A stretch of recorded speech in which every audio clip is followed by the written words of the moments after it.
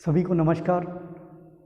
मैं हूं गौरीशंकर, बीएड द्वितीय वर्ष की क्लास अधिगम हेतु आकलन में आप सभी का स्वागत करता हूं। आज हम पढ़ने जा रहे हैं मापन और मूल्यांकन में अंतर। पिछली कक्षा में हमने पढ़ा था मापन। मापन था मापना, यानी किसी भी वस्तु को मात्रा प्रदान करना। यानी हम कह सकते हैं किसी वस्तु, घटना, निरीक्षण या व्यवहार का वर्णन हम अंकों के द्वारा करते हैं। जिसे अंक प्रदान करते हैं वो क्या होता है? मापन होता है। जैसे हम किसी कपड़े की लंबाई मापें, मापना क्या था? मापन था। किसी वस्तु को हम तोलते हैं, तोलना क्या था? मापन था। किसी बच्चे का हम टेस्ट लें, किसी बच्चे ने टेस्ट में कितने नंबर प्राप्त किए, ये नंबर जानना क्या था? मापन था। और मूल्यांकन होता है मापन प्लस मापी गई जो वस्तु है उसकी व्याख्या।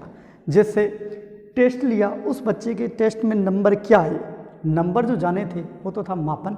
कितने आए, किस स्तर से आए, क्या उसमें कमियां रह गई थी, क्या अच्छा कर पाया, क्या अच्छा नहीं कर पाया, इनको जानना क्या था? मूल्यांकन था। यानी शिक्षा में हम कह सकते हैं शैक्षिक उद्देश्यों को बालक द्वारा किस सीमा तक प्राप्त किया गया, ये जानना क्या था? मूल्यांकन था। आज हम इन दोनों को एक साथ में पढ़ेंगे। मापन और मूल्यांकन में क्या अंतर है? जैसे मापन है, मापन का क्षेत्र सीमित होता है, जबकि मूल्यांकन है उसका क्षेत्र व्यापक होता है। मापन का क्षेत्र है वो सीमित है और मूल्यांकन का क्षेत्र व्यापक है।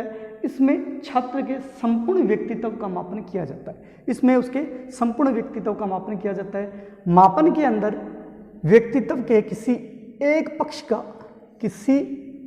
पक्ष का अध्ययन किया जाता है। जैसे हम किसी उसका बुद्धि परीक्षण ले, चाहे उसका पर्सनैलिटी यानी व्यक्तित्व टेस्ट ले, किसी एक पक्ष को लेके हम उसका अध्ययन करते हैं। लेकिन मूल्यांकन के अंदर व्यक्ति के एक पक्ष नहीं, उसका संपूर्ण पक्ष देखा जाता है। उसका संपूर्ण पक्ष देखा जाता है। संपूर्ण पक्ष में जैसे हम एक टेस्ट नहीं अनेक टेस्टों का समावेश करते हैं, इसलिए परीक्षाओं का समावेश करते हुए उसका मूल्यांकन करेंगे। यानी उसके व्यक्तित्व का, या हम कह सकते हैं उसकी बुद्धि का, किसी प्रकार से सभी का उसका मूल्यांकन किया जाता है। संपूर्ण पक्ष का, जैसे ज्ञानात्मक पक्ष है, भावात्मक है, क्रियात्मक है, सभी पक्षों का अध्ययन करें, वो आएगा मूल्यांकन में। मापन से हम ये ज्ञात होता है कि कोई वस्तु कितनी है।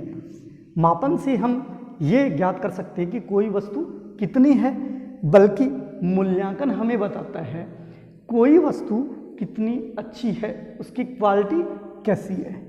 अगर ये जानना है तो क्या करना पड़ेगा? मूल्यांकन। मापन है मूल्यांकन का एक अंग है। यानी मूल्यांकन है ना, उसका एक छोटा सा अंग है मापन, उसका एक पार्ट है, उसका अंग है। लेकिन मापन का जो विस्तार है उसे बोलते हैं मूल्यांकन। यानी मूल्यांकन है वो मापन का विस्तार है। मूल्यांकन में व्यक्ति के विकास संबंधी जो परिवर्तन आए हैं उन सभी को जानना, उस सभी की जानकारी प्राप्त करना क्या था? मूल्यांकन है। यानी मूल्यांकन मापन की अपेक्षा विस्तार है। मापन है वो मूल्यांकन का एक अंग है। 5 नंबर, मापन में किसी भी वस्तु या तथ्य का संख्यात्मक चित्र होता है। संख्या प्रदान करते हैं। मापन में क्या था? संख्या प्रदान करना। जैसे टेस्ट लिया, टेस्ट में नंबर देना, वो क्या थी? संख्या थी। संख्या प्रदान करना क्या था? मापन था। जैसे कपड़े का नाप लिया, कितने मीटर उसकी चौड़ाई है, लंबाई, ये जानना क्या था? मापन था। उसके अलावा हमने कोई भी घटना है या किसी वस्तु को तोलना है, जैसे तोले, वो भी क्या किस में आएगा? मापन के अंदर। यानी मापन में किसी भी वस्तु या तथ्य का हम संख्यात्मक चित्र होता है, यानी संख्यात्मक चित्र उपस्थित कर देते हैं, वो होता है मापन। लेकिन मूल्यांकन के अंदर मापन के साथ साथ परिमाणात्मक चित्र, यानी उसका परिमाण और होता है, चित्र को भी सम्मिलित किया जाता है। जैसे मापन है, मापा, हमने मापा कि इसकी लंबाई ये है, और उसको जैसे शिक्षा में देखते हैं कि बच्चे ने टेस्ट में कितने अंक प्राप्त किए, ठीक है। लेकिन उसके बाद में उसको ये जानना कि उसके अंक इतने कम क्यों आए या इतने अधिक क्यों आए, ये जानना क्या था? मूल्यांकन था। फिर है मापन में अंक प्रदान किए जाते हैं, जैसे अभी टेस्ट की बात हुई, मूल्यांकन में क्या है, अंक प्रदान किए जाते हैं, मापन में अंक प्रदान किए जाते हैं, बल्कि मूल्यांकन में अंक प्रदान करने के पश्चात अंकों का मूल्य निर्धारित किया जाता है। जो अभी बात की हमने, अंकों का मूल्य निर्धारित किया जाता है। उसके बाद में मापन के अंतर्गत हम जैसे टेस्ट लेते हैं, जैसे बुद्धि परीक्षण है, व्यक्तित्व परीक्षण है, पर्सनैलिटी टेस्ट है, आदि आते हैं। यानी किसी एक पक्ष का हम अध्ययन करते हैं, वो होता है मापन के अंतर्गत आता है। जैसे बुद्धि परीक्षण, जैसे बुद्धि है, किसी की बुद्धि लब्धि क्या है, हर बच्चे की बुद्धि लब्धि अलग अलग होती है, उनको जानना क्या है, यानी एक पक्ष का हम अध्ययन करेंगे, वहाँ मापन किया जाएगा। और मूल्यांकन के अंतर्गत मानव के व्यवहार में जो परिवर्तन आते हैं, यानी संपूर्ण परिवर्तनों की जानकारी हमें प्राप्त करनी है, तो हमें उसका क्या करना पड़ेगा, मूल्यांकन करना पड़ेगा। मापन है वो मूल्यांकन का एक भाग है।